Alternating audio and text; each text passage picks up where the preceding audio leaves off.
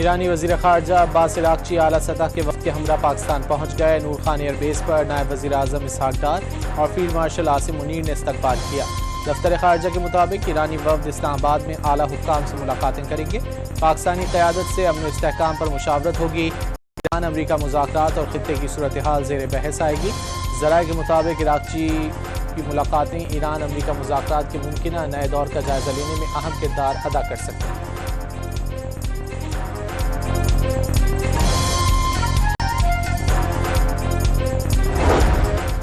اسلام آباد میں عباس عراقچی کا امریکی حکام سے ملاقات کا کوئی منصوبہ نہیں۔ ایرانی وزارت خارجہ کا دو ٹوک پیغام۔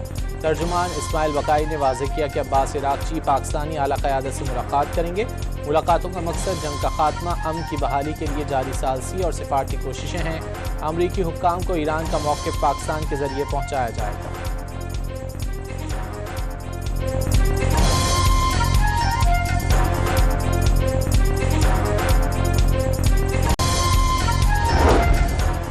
نائب وزیر اعظم و وزیر خارجہ اسحاق ڈار کا ایرانی وزیر خارجہ عباس عراقچی کا خیر مقدم۔ ایکس پر پیغام میں کہا، اپنے بھائی کا اسلام آباد میں استقبال کرتے ہوئے خوشی ہوئی۔ اپنے ایرانی ہم منصب کے ساتھ خطے میں امن اور استحکام کو فروغ دینے کے لیے بامعنی ملاقاتوں کے منتظر ہیں، جس کا مقصد خطے میں امن اور استحکام کو فروغ دینا ہے۔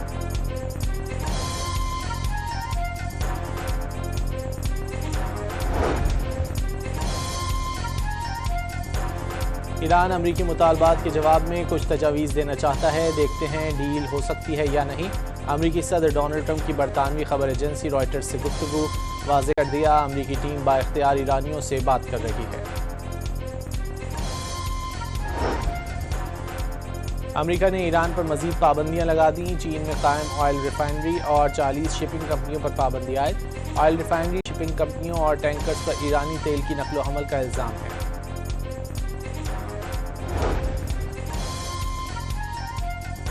امریکہ نے ایران سے منسلک کئی ڈیجیٹل والیٹس پر پابندیاں لگا دیں۔ 34 کروڑ 40 لاکھ ڈالر کی کرپٹو کرنسی منجمد۔ وزیر خزانہ اسکاٹ بیسنٹ کا تہران پر مالی دباؤ برقرار رکھنے کا اعلان۔ امریکی ناکہ بندی کے باوجود ایک اور ایرانی آئل ٹینکر آبنائے ہرمز عبور کر گیا۔ 24 گھنٹوں میں آبنائے ہرمز سے 5 جہاز گزر سکے۔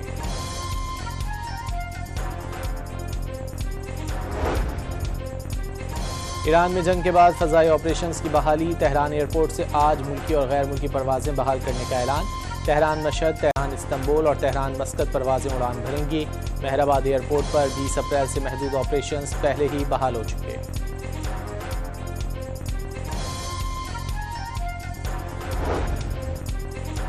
حکومت نے پیٹرول اور ڈیزل کی قیمت میں 26 روپے 77 پیسے فی لیٹر اضافہ کر دیا۔ پیٹرول کی نئی قیمت 393 روپے 35 پیسے اور ہائی سپیڈ ڈیزل کی قیمت 380 روپے 19 پیسے فی لیٹر ہوگی۔ مٹی کا تیل 63 روپے 60 پیسے فی لیٹر سستا، قیمت 428 روپے 81 پیسے فی لیٹر ہو گئی۔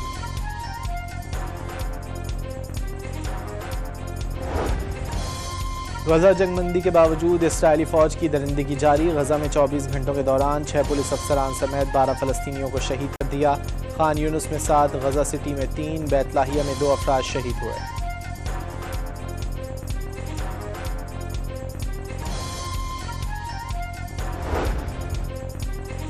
اسرائیلی فوج کی لبنان میں جنگ بندی کی خلاف ورزیاں جاری۔ جنوبی لبنان میں مختلف مقامات پر بمباری، حزب اللہ کے 6 ارکان شہید کرنے کی ویڈیو بھی جاری کر دی۔ لبنان میں شہادتوں کی تعداد 2491 ہو گئی، 7719 افراد زخمی۔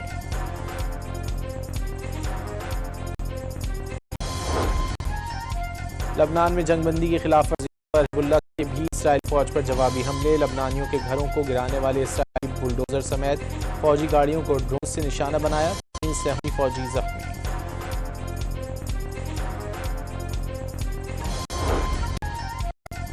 شام میں 288 افراد کے قتل میں ملوث امجد یوسف کی گرفتاری پر جشن۔ دمشق میں شہری سڑکوں پر نکل آئے۔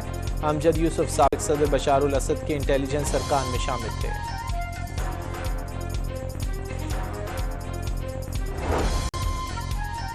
امریکی سینیٹر برنی سینڈرز کی صدر ٹرمپ پر شدید تنقید۔ سینڈرز کا ٹرمپ دور میں ان کی فیملی پر بھرپور مالی فوائد اٹھانے کا الزام۔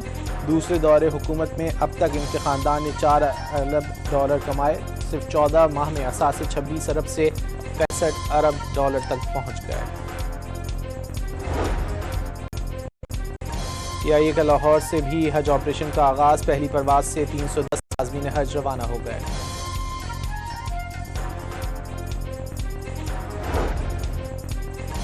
راجن پور اور گرد و نواح میں کئی مقامات پر شدید بارش اور ژالہ باری، پنجاب کے دیگر شہروں میں بھی بارش متوقع۔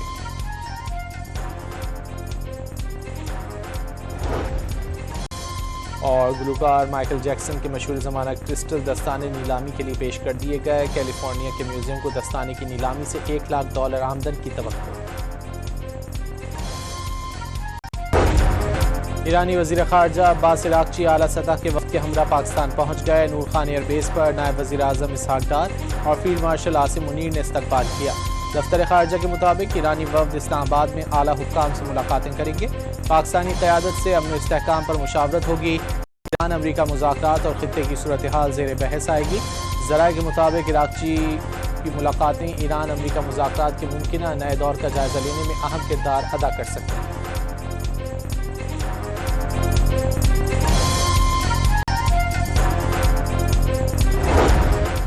اسلام آباد میں عباس عراقچی کا امریکی حکام سے ملاقات کا کوئی منصوبہ نہیں، ایرانی وزارت خارجہ کا دو ٹوک پیغام۔ ترجمان اسماعیل بقائی نے واضح کیا کہ عباس عراقچی پاکستانی اعلیٰ قیادت سے ملاقات کریں گے، ملاقاتوں کا مقصد جنگ کا خاتمہ، امن کی بحالی کے لیے جاری ثالثی اور سفارتی کوششیں ہیں۔ امریکی حکام کو ایران کا موقف پاکستان کے ذریعے پہنچایا جائے گا۔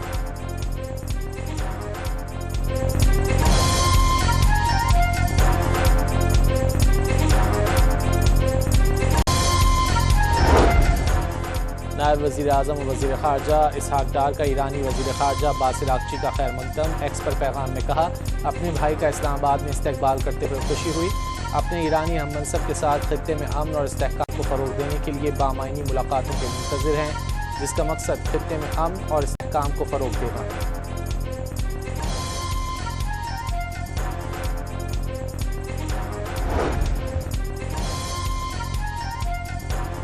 ایران امریکی مطالبات کے جواب میں کچھ تجاویز دینا چاہتا ہے، دیکھتے ہیں ڈیل ہو سکتی ہے یا نہیں۔ امریکی صدر ڈونلڈ ٹرمپ کی برطانوی خبر ایجنسی رائٹرز سے گفتگو، واضح کر دیا امریکی ٹیم با اختیار ایرانیوں سے بات کر رہی ہے۔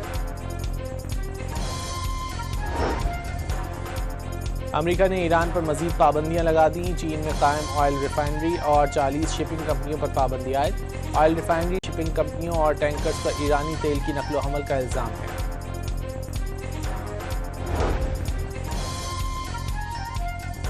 امریکہ نے ایران سے منسلک کئی ڈیجیٹل والیٹس پر پابندیاں لگا دیں، 34 کروڑ 40 لاکھ ڈالر کی کرپٹو کرنسی منجمد، وزیر خزانہ اسکاٹ بیسنٹ کا تہران پر مالی دباؤ برقرار رکھنے کا اعلان۔ امریکی ناکہ بندی کے باوجود ایک اور ایرانی آئل ٹینکر آبنائے ہرمز عبور کر گیا، 24 گھنٹوں میں آبنائے ہرمز سے 5 جہاز گزر سکے۔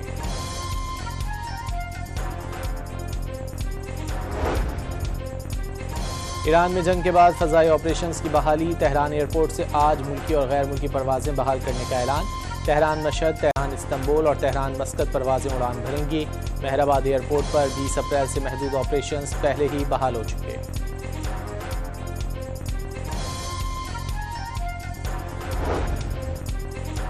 حکومت نے پیٹرول اور ڈیزل کی قیمت میں 26 روپے 77 پیسے فی لیٹر اضافہ کر دیا، پیٹرول کی نئی قیمت 393 روپے 35 پیسے اور ہائی سپیڈ ڈیزل کی قیمت 380 روپے 19 پیسے فی لیٹر ہوگی۔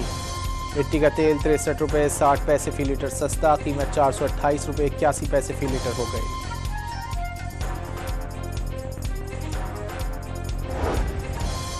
غزہ جنگ بندی کے باوجود اسرائیلی فوج کی درندگی جاری، غزہ میں 24 گھنٹوں کے دوران 6 پولیس افسران سمیت 12 فلسطینیوں کو شہید کر دیا، خان یونس میں 7، غزہ سٹی میں 3، بیت لاہیہ میں 2 افراد شہید ہوئے۔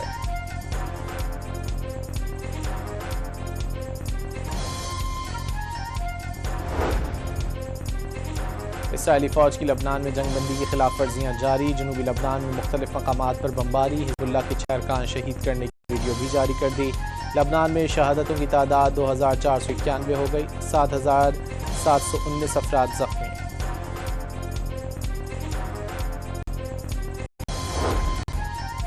لبنان میں جنگ بندی کی خلاف ورزی پر حزب اللہ کے بھی اسرائیلی فوج پر جوابی حملے، لبنانیوں کے گھروں کو گرانے والے اسرائیلی بلڈوزر سمیت فوجی گاڑیوں کو ڈرون سے نشانہ بنایا، 3 سہمی فوجی زخمی۔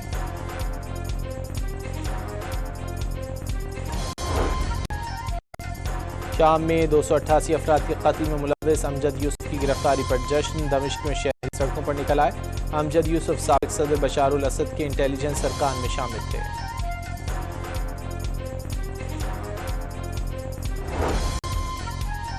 امریکی سینیٹر برنی سینڈرز کی صدر ٹرمپ پر شدید تنقید۔ سینڈرز کا ٹرمپ دور میں ان کی فیملی پر بھرپور مالی فوائد اٹھانے کا الزام۔ دوسرے دور حکومت میں اب تک ان کے خاندان نے $4 ارب کمائے۔ صرف 14 ماہ میں اثاثے 26 ارب سے 65 ارب ڈالر تک پہنچ گئے۔ PIA کا لاہور سے بھی حج آپریشن کا آغاز۔ پہلی پرواز سے 310 عازمین حج روانہ ہو گئے۔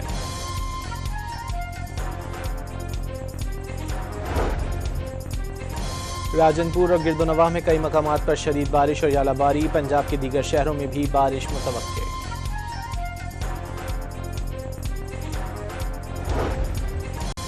اور گلوکار مائیکل جیکسن کے مشہور زمانہ کرسٹل دستانے نیلامی کے لیے پیش کر دیے گئے۔ کیلیفورنیا کے میوزیم کو دستانے کی نیلامی سے $1 لاکھ آمدن کی توقع۔